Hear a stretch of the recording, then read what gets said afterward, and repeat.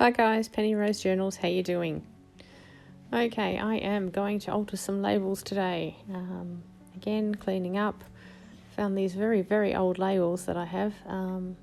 Can't use all of them, but we'll alter a few and put them in the stash for decorating things as we go along. So anyway, I'm going to pull out a bunch and ink them up just with some Distress Oxide. I like to use that because I like to spray them with water and it makes interesting sort of patterns on the background. So you can do them a lot darker than I'm going to do them. These ones I'm doing very lightly. But anyway, got some labels. We'll get just a piece of paper to put down so that I can ink freely without worrying about getting it all over my mat. And we'll get altering a few labels just with ink and stamps.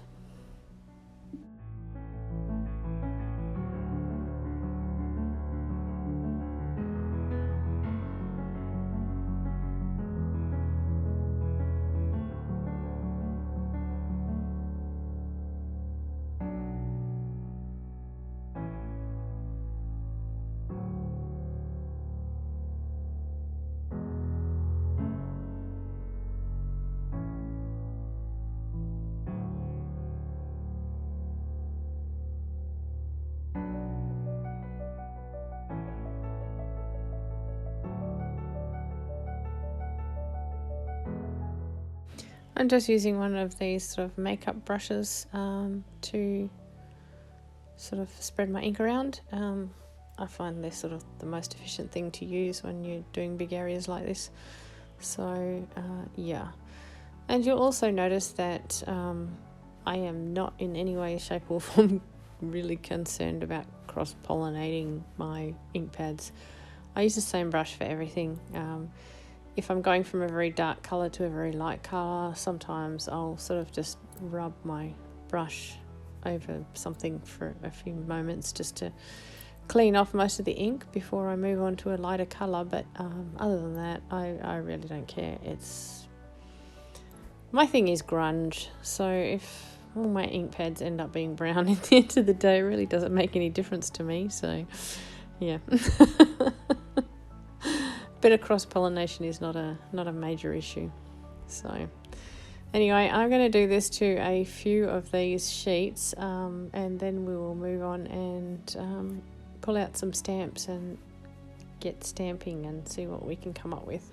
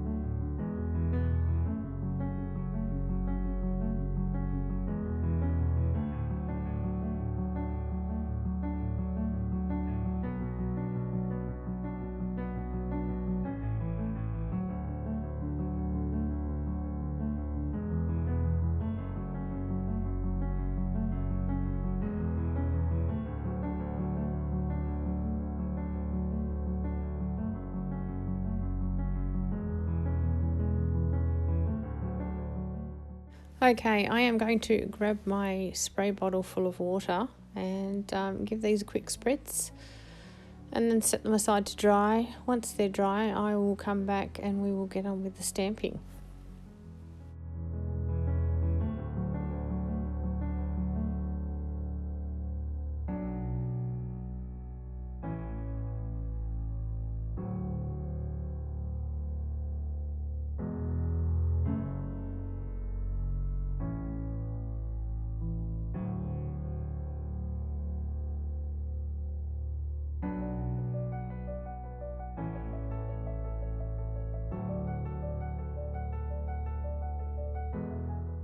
You'll notice I'm not spraying on too much water. I don't want to saturate these. I just want droplets on them so that it sort of spreads the distress oxide around a bit, and some of the other colours sort of in it bloom out.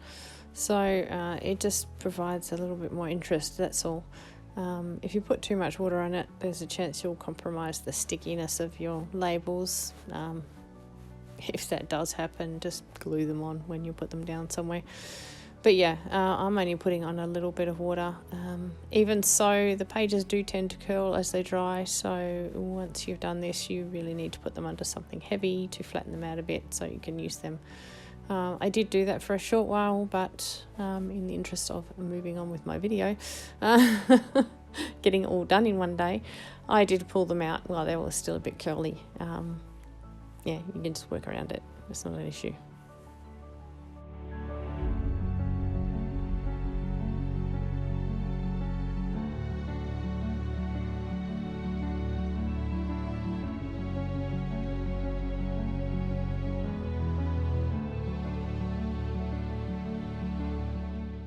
Okay, they are dry and sort of flattened out. You can see here there's still a bit of curl in them, but here they all are. We will just choose some stamps out, and today I'm going to use a big stamp block and put as many stamps on it as I can fit and just stamp large areas. We will start out with some sort of industrial sort of stamps, numbers and labels, tickets, text, that kind of thing. And yeah, once we've done a few of those, we might move on to some botanicals just to change it up a bit. So yeah, I'm going to get sticking these on the stamp block, and once they're all done, we'll start stamping our labels.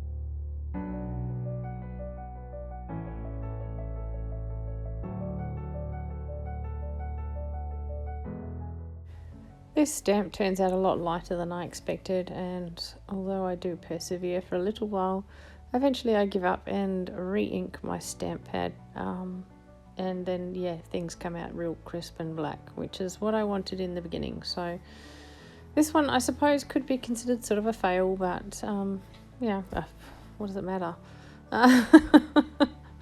Even if there is light parts and dark parts on the same label here, I can just cut them into pieces. It's not an issue. And who knows, maybe I'll want a light and dark stamped label for some reason along the way. So yeah, I'm not bothered. But yeah, I do like it a lot better though once my stamp pad is re-inked and I'm getting that really dark black stamp. It's just more what I was looking for.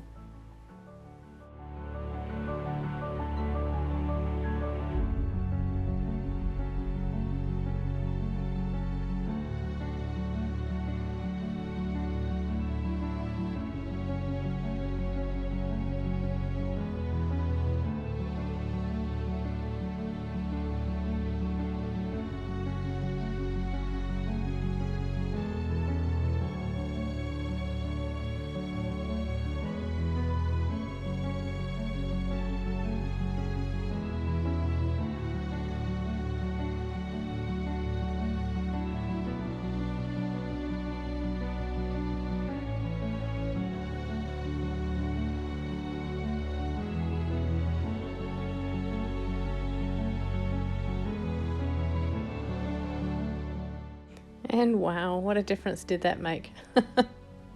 So yeah, go re-ink your stamp pads if you're just not happy with them. That's the moral of the story, I guess. There is some gaps here that I can't fill with that great big block of stamps, obviously. So I'm just going to use a smaller block and just put some individual stamps in the little gaps.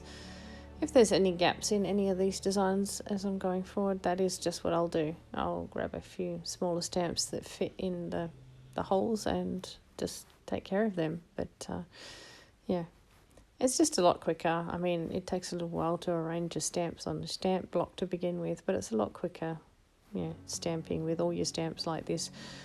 Providing your stamps are the same height, it becomes a bit more problematic when some of your stamps are different thicknesses to others, because some of them most likely won't reach the page. But it's all a learning curve.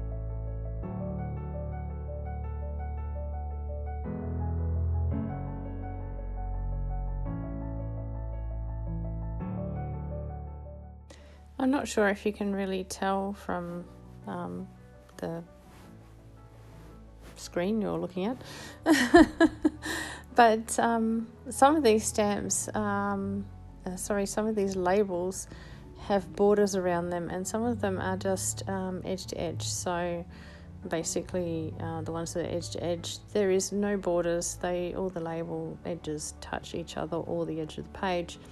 So once you peel all the labels off, you've just got a completely empty piece of paper. the others have a border around them, so once you take all the labels off, you've got all that sort of grid around them where they were cut out. I don't throw that away. That's not necessary to chuck that out. You can definitely use that in collage and anything like that. I often put it on top of my collage just as a, like, not necessarily a whole piece because they're quite large, but in just sort of chunks, because it's interesting to have sort of the bits of stamped label grid over the top of other collage that you've got underneath it. Just adds a bit more visual interest. So yeah, always hang on to those if you've got them, because they do add a bit of something to whatever you're making, I think. But like, I throw anything away, I'll give you an excuse to keep everything. Maybe just throw them in the bin, I don't know. But I don't. I keep them and I use them and I like them. So just my experience.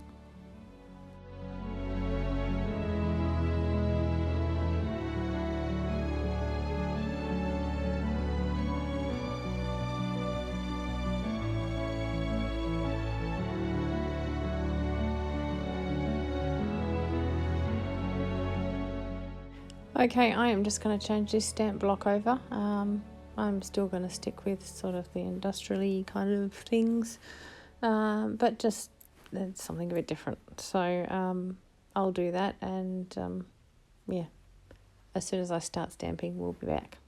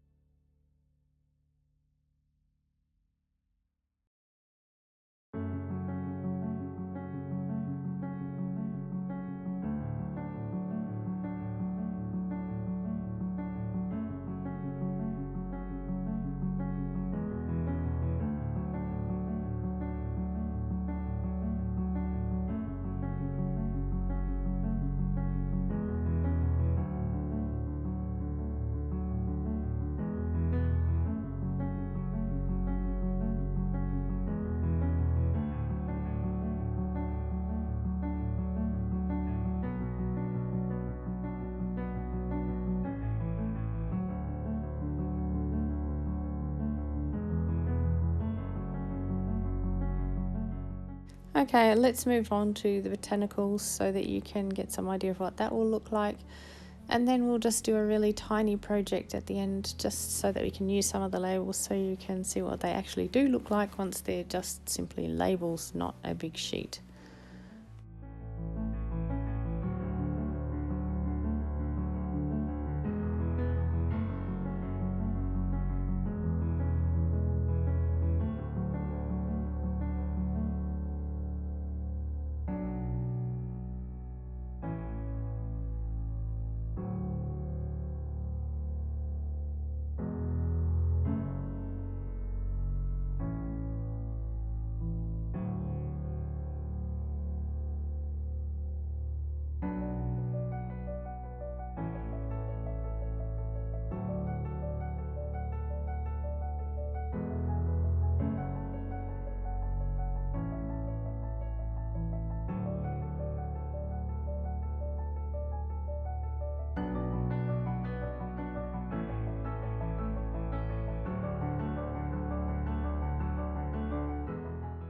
Just quietly, I love the way this looks. I want to go and stamp my walls in my house with this. This really tickles my fancy. I hope you like it too. I guess it's probably a bit busy for everybody, for some people. But I'm just so tempted to go and stamp a wall. You have no idea.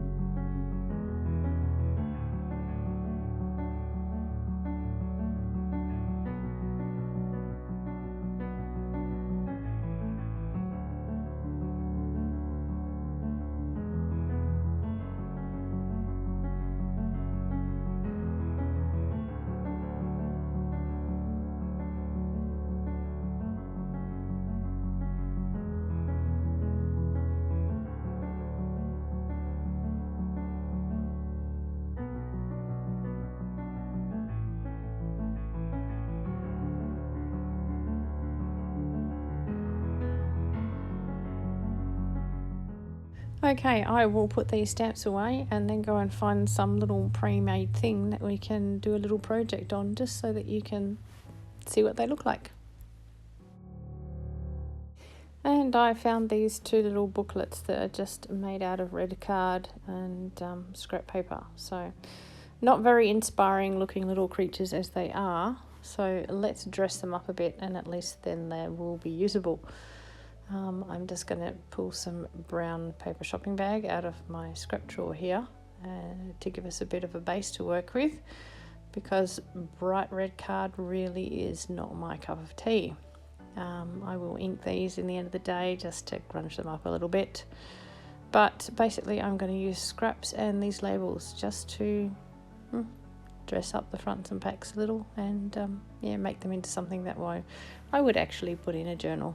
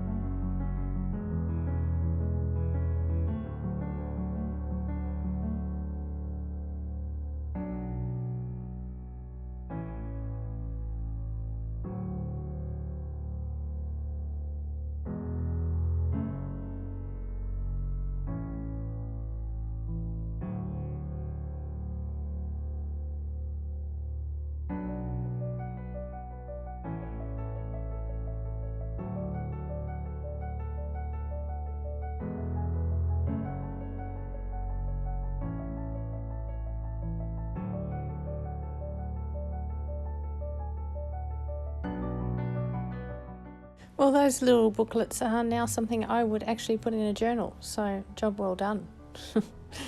I hope you enjoyed this today, guys. It's a super simple project, and yeah, it was good to have you along for it. Thanks for watching, and I'll see you again tomorrow. Bye.